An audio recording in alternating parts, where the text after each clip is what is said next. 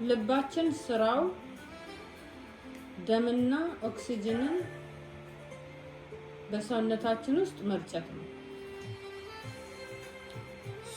ለልባችን መስል ደምና ኦክሲጅን የሚያቀርበው የደም ስር አርተሪ በጊዜ ብዛት በተጠራቀመውና የደም ስራችንን ባጣበበው በዘጋው ኮሌስትሮል ምክንያት ደም በበቂ ሁኔታ ወይም ደግሞ በበቂ መጠን እንደተፈለገው መጠን ማለፍ ሳይችል ሲቀር የሚከሰት የህመም አይነት ሀርት አታክ ወይም ደግሞ የልብ በሽታ ተብሎ ይጠራል።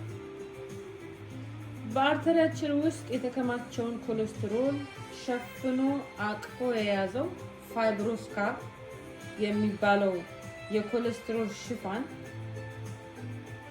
ጉዳት ሲደርስበት ሲሳሳ ወይም ደግሞ ሲቀደድ ሊፒድ እና ኮሌስትሮል ከደማችን ጋር የመቀላቀል ቻንስ ያገኛሉ። ሊፒድ እና ኮሌስትሮል በተፈጥሯቸው ደም የማርጋት ባህሪ ስላላቸው በዛን ሰዓት ብለድ ክላትን አክቲቬት ያደርጋሉ። በሰውነታችን ውስጥ የደም መርጋትን ያፋጥናሉ። እነዚህ ሁለቱ ነገሮች ደም የማርጋት ችሎታ ስላላቸው ማሲፍ የሆነ ብለድ ክላት በአርተሪያችን ውስጥ ይፈጠራል ማለት ነው። የተቀደደውን ፋይብሮስ ለመዝጋት የሚፈጠረው የደም መርጋት አርተሪያችንን በከፊል ወይም በሙሉ በሚዘጋበት ሰዓት ልባችን በተገቢው መጠን ደም መርጨትና ለሴሎቹ ማድረስ ሲያቅተው የልብ ድካም ወይም ደግሞ ሀርት አታክ የሚባለው ይከሰታል ማለት ነው።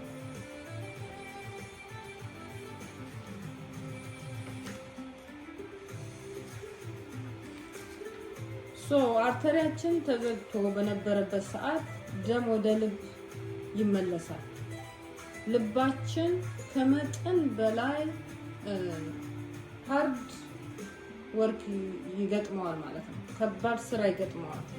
ስትራግል ያደርጋል ፐምፕ ለማድረግ። ምክንያቱም አርተሪያችን ስለተደፈነ ብለድ ማለፍ ስለማይችል ማለፍ የነበረበት ብለድ ወደ ልብ ተመልሶ ሲመጣ ልብ ኦቨርታይም ይሰራል ማለት ነው። በዚህ ሰዓት ብላክ በሆነው አርተሪ ደምና ኦክሲጅን የሚያገኙ እነዚህ በአርተሪያችን በተዘጋው አርተሪያችን ደምና ኦክሲጅን ሰፕላይ የሚሆንላቸው የልቦቻችን መስሎች መጨማደድና መሞት ይጀምራሉ። በዚህ ሰዓት ምልክቶችን ማየት እንጀምራለን። ይሄም የደረት ህመም፣ ከትከሻ ወደ አንገት፣ ከአንገታችን ከፍ እያለ ወደ አገጫችን፣ ከዛ ደግሞ ወደ ጀርባችን የሚዞር የህመም ይሰማናል ማለት ነው። መተንፈስ እጥረት shortness of breath በጣም ዋነኛው ምልክት ነው።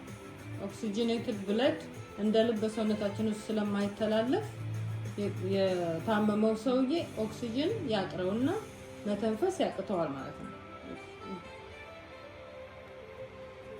እየቀዘቀዘ እየበረደው ያልበዋል። ሰውየው ውስጡን ብርድ ይሰማዋል፣ ግን ላብ ይታይበታል። ለሰውነት ለተወሰነ ጊዜ ህመሙ ለተወሰነ ጊዜ ይቆይና ከዛ እረፍት ይሰጥና እንደገና የመመለስ ባህሪ ያለው እና በዛ ሰዓት መጀመሪያ ሲምፕተሙን ስናይ መዘናጋት የለብንም። እያዘናጋን ነው። የሆነ ታይም ላይ ለተወሰነ ደቂቃ ያመንና ከዛ ትውት ያደርገንና እንደገና የመነሳት የመመለስ ባህሪ ያለው ማለት ነው። አታክ ሲምፕተም እነዚህ ምልክቶች ባየን ጊዜ በአፋጣኝ በማንኛውም ሀገር ያሉትን ኢመርጀንሲ ሪስፖንደሮች መጥራት ይጠበቅብናል።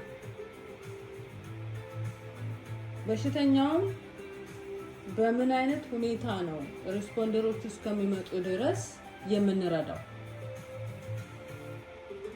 በሽተኛውም በመሬት ላይ ሌብልድ የሆነ መሬት ላይ ከጀርባው ሰፖርት ባለበት ቦታ ላይ በቀጥታ እግሩን እንዲያጥፍ አድርገን እናስቀምጠዋለን። ግድግዳ ሊሆን ይችላል፣ ሶፋ ሊሆን ይችላል። ለሰውየው ኮንፈርት የሚሰጠው ከኋላ የሚደግፈው ነገር አድርገን ቀጥታ ፍላት የሆነ መሬት ላይ እናስቀምጠዋለን። ጉልበቱን እንዲያጥፍ እንመክረዋለን ማለት ነው። ጉልበቱን ማጠፍ አለበት። ወደፊት ትንሽ ዘንበል ብሎ እንዲቀመጥ እንመክረዋለን፣ እንነግረዋለን። ፊቱን ወደፊት መለስ እንዲያደርግ ተረጋግቶ እንዲቀመጥና በቀስታ እንዲተነፍስ ማሳሰብ ይገባናል። ቀስ እያለ እንዲተነፍስ የኦክሲጅን እጥረት ስላለ ቀስ እያለ እንዲተነፍስ የባሰ ልቡ ሞር ሃርድ እንዳይሰራ ይሄንን ለሰውየው ማሳሰብ ይጠበቅብናል ማለት ነው።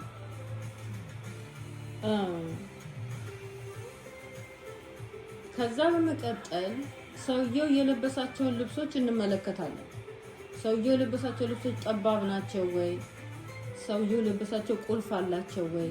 ሰውየው የለበሰው ልብስ ዚፕ አለው ወይ? ይሄንን እናያለን። በመጀመሪያ ሰውየው የለበሰው ልብስ ቁልፍ ከሌለው እና በሰውነቱ ላይ እየተጣበቀ ከሆነ ለመተንፈስ ለሾርትነስ ኦፍ ብሪዙ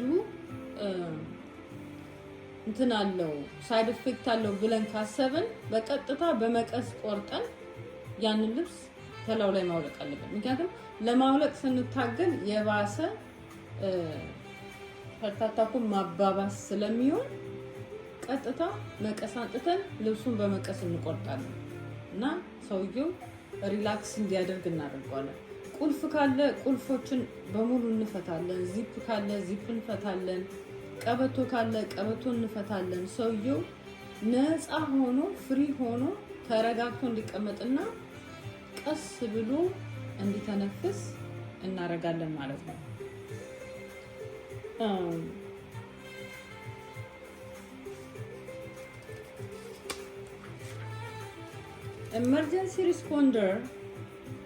ኢመርጀንሲ ሪስፖንደሮቹ ሲመጡ ለነሱ እናስረክብና እኛ ስራችንን እንጨርሳለን ማለት ነው። ግን ኢመርጀንሲ ሪስፖንደሮቹ ከመምጣታቸው በፊት በሽተኛው አንሪስፖንሲቭ ከሆነ በመጀመሪያ አንድ ሰው የሀርት አታክ ሲምፕተም ሲኖረው የሰውየውን ስታተስ ኮድ ማወቅ አለበት። ከዶክመንቴሽን ይሁን ከፋሚሊ ሜምበር ይሁን ዶክመንትድ የሆነ የስታተስ ኮድ ፔፐርወርክ እጃችን ላይ መኖር አለበት። የተፈረመበት ኤቭሪቲንግ ያለቀበት ማለት ነው።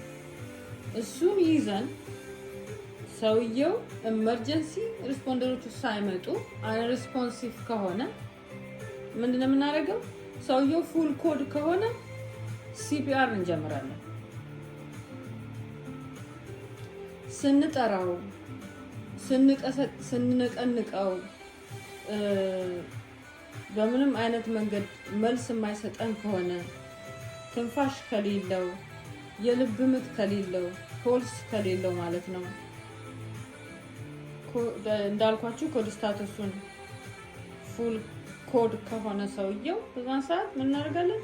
ሲፒአር እንጀምራለን ማለት ነው። ኢመርጀንሲ ላይፍ ሴቪንግ ፕሮሲጀር ነው ይሄ።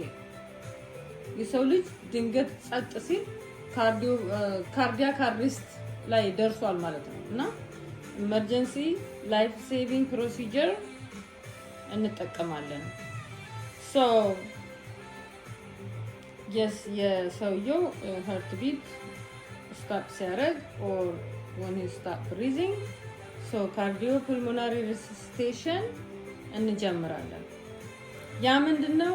በጉልበታችን እንበረከካለን beside the resident ከሬዚዳንቱ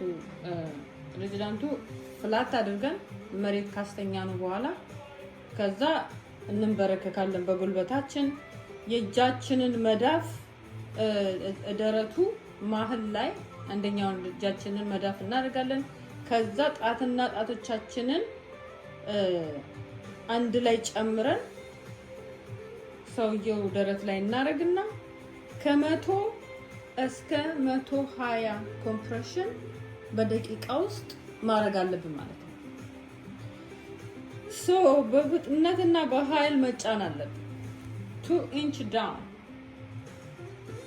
ሰውየውን ሴቭ ለማድረግ ማለት ነው። ሶ ከ100 እስከ 120 ኮምፕሬሽን ፐር ሚኒት ስናደርግ ኤቭሪ በ30 በእያንዳንዱ 30 ኮምፕሬሽን 2 ላይፍ ሴቨር ብሪዝ ሬስኪው ብሪዝ እንሰጣለን። 30 ኮምፕሬሽን 2 ሬስኪው ብሪዝ 30 ኮምፕሬሽን 2 ሬስኪው ብሪዝ ኢመርጀንሲ ሪስፖንደሮቹ እስከሚመጡ ድረስ አናቆምም። ሲፒአር ከተጀመረ ኢመርጀንሲ ሪስፖንደር እስከሚመጣ ድረስ ማቆም የለብንም። ሶ በዚህ አይነት ሰውየውን እየረዳን ከቆየን በኋላ ኢመርጀንሲ ሪስፖንደሮቹ ከመጡ በኋላ ለነሱ አስረክበን ስራችንን